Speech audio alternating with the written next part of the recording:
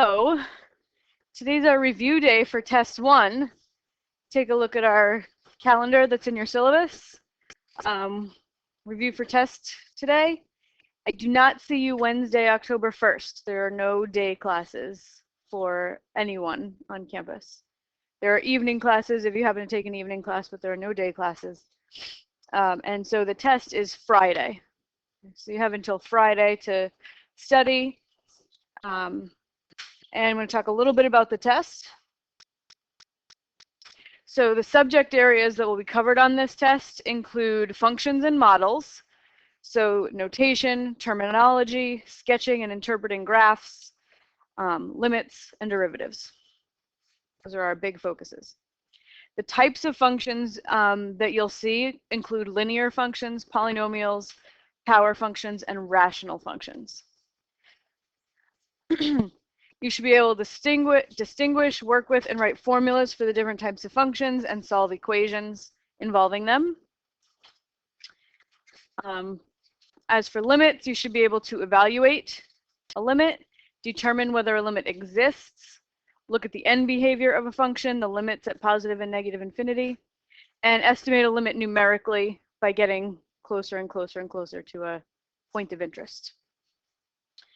Continuity, you should be able to tell when a function is continuous and talk about what continuity means. And as far as derivatives, you need to be able to find the derivative at a point, which is a number, right? The slope of a tangent line at a point, or find a derivative function, which is a function which represents the slope of the tangent line at any point. And you should be able to find those things numerically, graphically, and algebraically. So numerically, that was when we did f of a plus h minus f of h all over h, and we just took h's to be smaller and smaller and smaller, like 0.1, 0.01, 0.001. That's what we call numerically. Graphically is when we would like draw a tangent line and try to estimate the derivative by looking at the slope of the tangent line we drew. And algebraically, we've done two ways, the limit using the long limit definition and with some of the shortcut rules that we've learned, power, product, and quotient rules.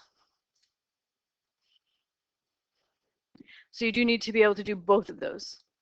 So even though we used the lengthy limit definition to sort of develop our rules, we can't forget it. It's still going to be on the test. You need to be able to interpret the first and second derivative, including units. The sign of the derivative, what does the sign of the first and second derivative tell you about a function? Relate derivatives to graphs, talk about second derivatives and differentiability. And then applications of the derivative, find local and global extrema in an optimization or modeling problem. And you can use both the first and second derivative tests to find extrema. So it's sort of the subject areas, things to know about the test. You can use a one-page front and back sheet of notes on the test. Save that sheet because you can bring it with you to the final exam. And you can't use anything else. You can't use your textbook or any other notes. Tests and quizzes, you can only use a scientific calculator, not a graphing calculator. And I can lend you one if you don't have one of your own. Test is meant to be 1 hour. I have a relaxed time limit. Anyone can have some extra time. You can take the test anytime in the 8 to 10 window. Okay, so if you want make sure you give yourself 2 hours because you don't want to feel stressed while you're taking the test, show up at 8. Okay. If you have an accommodation for extra time or like quiet testing environment, let me know as soon as you can so that I can arrange that for Friday. I encourage you to show all of your work on the test. Even if it feels obvious, write it down, because the more clearly you demonstrate your understanding of the material, the better your chances for partial credit. So even if something seems obvious, if you make a mistake and write nothing down, I can't give you any credit for it. No formal homework assignment for next class. Nothing's due on Friday, but you need to study.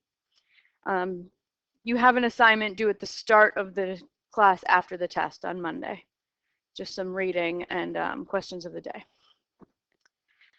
But what I want you to work on in class today is to go back and finish the interpreting graphs using calculus part 1. It was in the activities in class number 10.